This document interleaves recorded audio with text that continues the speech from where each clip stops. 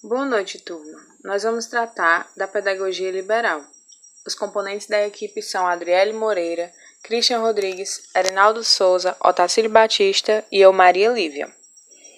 Como introdução, eu trago aqui sobre a escola como cumpridora de funções que são dadas pela sociedade. Essa sociedade que é formada por diferentes classes sociais e interesses divergentes. Ou seja, a prática escolar, ela possui condicionantes sociopolíticos que têm diferentes visões, seja da sociedade ou dos indivíduos, a respeito do papel da escola, da aprendizagem, das técnicas de ensino e da relação entre professor e aluno.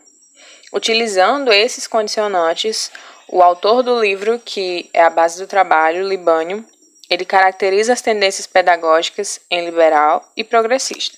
A pedagogia liberal, ela é uma manifestação própria da sociedade capitalista.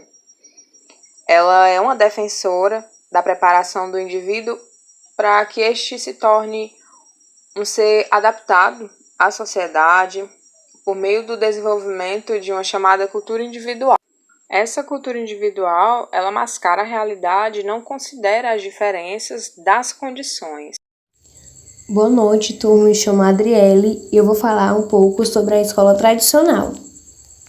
A escola tradicional é erigida no grande instrumento para converter os súditos em cidadãos, redimindo os homens do seu duplo pecado histórico, como a ignorância, a miséria moral, a opressão, a miséria política. Então, a escola, a educação, ela queria reprimir o homem dessas atitudes negativas que ele cometia. O seu papel era difundir a instrução, transmitir os conhecimentos acumulados pela humanidade e sistematizados logicamente.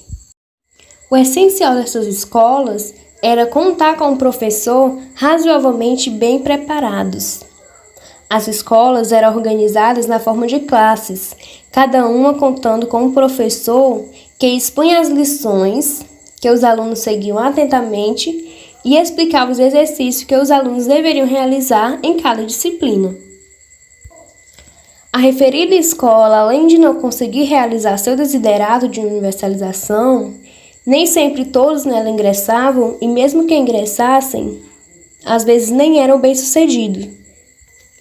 Começou então a se avolumar as críticas a essa teoria da educação e a essa escola que passa a ser chamada de escola tradicional.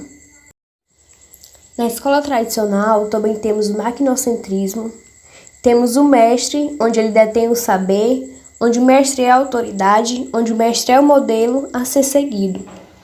Temos também a escola nova, onde o aluno é o centro do processo, o esforço do professor para despertar atenção e curiosidade, onde o professor é o facilitador da aprendizagem.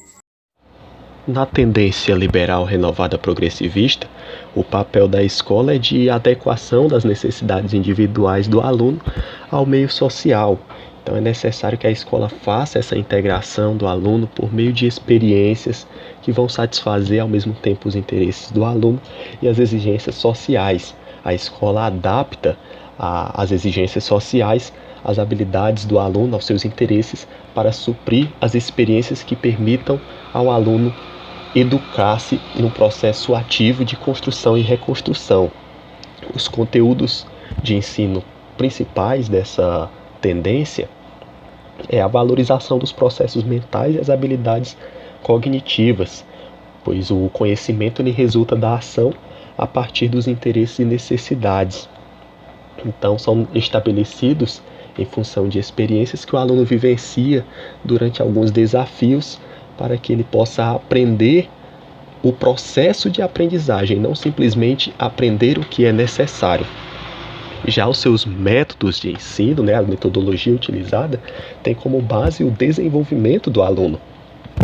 A ideia de aprender fazendo está muito presente e é muito valorizada a questão da experiência, da pesquisa, da descoberta, do estudo do meio natural, do meio social e método de solução de problemas, como já foi falado. Partem sempre de atividades adequadas à natureza do aluno e as etapas do seu desenvolvimento. E com relação ao relacionamento professor-aluno, é bastante democrático, não há lugar privilegiado para o professor, já que o seu papel é auxiliar o desenvolvimento livre e espontâneo da criança. O professor ele deve intervir somente para dar forma ao raciocínio da criança e gerar um clima mais harmonioso dentro da sala de aula, com a questão de incentivar o aluno a ter uma disciplina, a se sentir mais solidário, mais participativo, que respeite as regras do grupo e instaurar uma vivência democrática, igual deve ser uma vida em sociedade. E os pressupostos de aprendizagem dessa tendência estimulam a resolução de problemas. Ela motiva a questão do aluno desenvolver uma habilidade em resolver problemas, torna uma atividade de descoberta, uma autoaprendizagem, para que o ambiente em que o aluno esteja inserido seja mais incentivador para a resolução de problemas. E ele incorpora a atividade do aluno pela descoberta pessoal. A avaliação é fluida e tenta ser eficaz à medida que os esforços do aluno, os seus acertos, são explicitamente reconhecidos pelo professor, para que ele se sinta incentivado a continuar resolvendo esses problemas e se autoconhecendo de uma maneira mais eficaz. Olá, meu nome é Otacílio e agora a gente vai falar um pouco da tendência liberal renovada não diretiva. Para a gente, antes de aprofundar um pouco nessa tendência, é bom entender que ela está vinculada ao processo de formação de atitudes no indivíduo, e ela é baseada na facilitação dos métodos de aprendizagem. Então, sobre o papel da escola, a maior preocupação dentro da tendência é a formação de atitudes. Então, ela está mais vinculada aos problemas psicológicos dos estudantes do que outros problemas. Assim, a escola deveria promover um espaço de aprendizagem onde seja favorável à autorrealização dos alunos. Para se ter uma boa aprendizagem, seria necessário estar bem consigo mesmo e com o ambiente onde se está inserido. Falando sobre os conteúdos de ensino, a tendência não diretiva coloca em primeiro lugar esse desenvolvimento das relações, para o bem-estar psicológico dos alunos, e só em seguida é que vem a transmissão de conteúdos. Assim, os próprios alunos vão buscar aquilo que seria essencial para a sua aprendizagem. O foco dos métodos de ensino é ampliar o crescimento pessoal dos alunos a partir de boas relações que se tem dentro do convívio escolar. Então, é o professor quem deve facilitar e ajudar os alunos de modo que considere suas condições, particularidades, características, e todos devem participar desse processo. Sobre a relação professor-aluno, o aluno ele está no centro. Então, o professor deve propiciar um cenário onde o aluno possa desenvolver suas habilidades, conhecimentos, e assim, o professor deve interferir o mínimo possível nesse processo de aprendizagem. E sobre a própria aprendizagem, o que a gente pode falar é que com esse processo de autorrealização e valorização pessoal, os alunos aumentam a motivação. Então, a avaliação de aprendizagem ela está voltada à autoavaliação, aquilo que os próprios estudantes adquiriram, os próprios conhecimentos. Deixando um pouco de lado a avaliação diagnóstica da própria escola. Com tudo isso, a grande inspiração da tendência liberal renovada não diretiva é o psicólogo Carl Rogers, que é esse homem que a gente está vendo na imagem. Os pensamentos, as ideias que ele desenvolveu são centradas no desenvolvimento pessoal. Então, esses pensamentos eles influenciaram muitos profissionais, principalmente aqueles que são voltados à orientação e auxílio. Então, o que a gente pode refletir e concluir com essa tendência é que ela foca bastante no autodesenvolvimento do aluno, no espaço escolar, para que possa ocorrer aí o processo de aprendizagem. Assim, o professor e a escola eles devem orientar e ajudar o aluno nesse processo. Então, foca principalmente no bem-estar psicológico dos alunos, que desenvolvem a aprendizagem na relação entre aprender e praticar. Irei falar um pouco sobre a tendência liberal tecnicista. Essa tendência se iniciou por volta dos anos 60, quando o regime militar voltou a se instaurar no país, dando ênfase a um novo tipo de educação, sendo inspirada principalmente na teoria behaviorista e tendo como princípios a racionalidade, a eficiência, a produtividade e a neutralidade científica. Nessa tendência, o papel da educação era preparar a sociedade para o mercado de trabalho, modelando o comportamento humano através de técnicas específicas, visto que na sociedade eram formadas metas econômicas, sociais e políticas, então era necessário que os alunos se ajustassem a essas determinadas metas. Então, dessa forma, era repassada aos educandos informações rápidas, precisas e objetivas, para que eles adquirissem habilidades, atitudes e conhecimentos específicos e se tornarem competentes para atuarem como mão de obra no mercado de trabalho.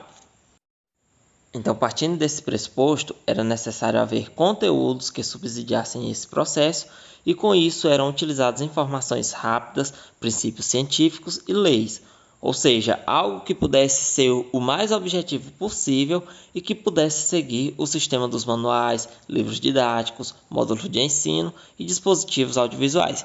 Então, para isso acontecer, eles se apropriaram de métodos que apenas servissem como transmissão e recepção de informações. Então, nele, o educando era submetido a um processo de controle de comportamento, a fim de que os objetivos pudessem ser atingidos, tratando-se então do aprender fazendo.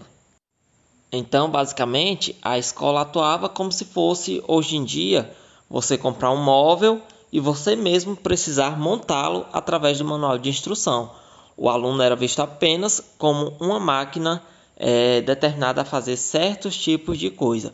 E esse mesmo processo também é descrito no filme B-Movie, quando Barry e seu amigo Adam se formam na escola e da formatura já se direcionam para a indústria, né? E nessa indústria eles iriam escolher uma função e trabalhar nela até o último dia de sua vida. Mas como era que se dava a relação entre o professor e aluno nessa tendência?